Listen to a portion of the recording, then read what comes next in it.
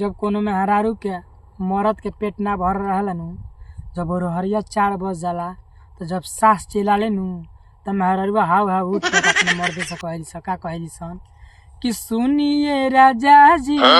अरे पेन्हे दी सड़िया, खोले दी केवड़िया भइल भोर। कि सुनिए राजा जी, अरे पेन्हे दी सड़िया,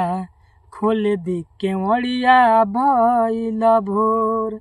कि सासु चाल कर ताड़ी, ननद कान भर ताड़ी, सासु चाल कर ताड़ी, ननद कान भर ताड़ी, आईना बांध दी ब्लाउज के डोर।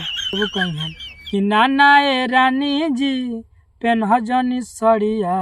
अबही भरल नइखे मनवा मोर। और कोनो मेहरारू के मरद मछली के दरवा से बनावे के नु, और मेहरारूआ बनावत में कुछ बिगाड़ दिया सन, तो मेहरारूआ अपन दियादिन से कहियसन का कहियसन कि सुनिए जेठानी जी तरनी मछरिया, पड़ गइल नून जादे जर के भइल करिया, बलम दी हैं गरिया हो दुपहरिया, बलम दी हैं गरिया हो दुपहरिया, बलम दी हैं गरिया हो दुपहरिया, बलम दी हैं गरिया हो दुपहरिया, बलम दी हैं गरिया हो दुपहरिया। तब दिया कही कि सुन देवरानी कहाँ रहे धयनवा, अमून के बनावत रहलू का तू नयनवा, जे जर गइल खानावा का खइहे फालनवा, जे जर गइल खानावा का खइहे फालनवा, जे जर गइल खानावा का खइहे फालनवा,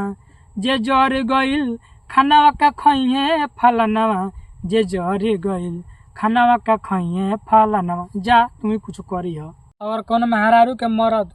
पियकर मिल जाऊँ दूसरे में ड्राइवर होखे, तो मेहरारू अपना राजा जी से कहली सन, कहाँ कहली से दिलो हाथ रहेला धक धक धक करेला कि हमारा राजा जी कोनो गलती क्या मत कर दी, गाड़ी यहाँ कर तनी तो बोला के कहली से कि ये राजा जी ए हने आए, तुम्हें देख का हो का कहतरू,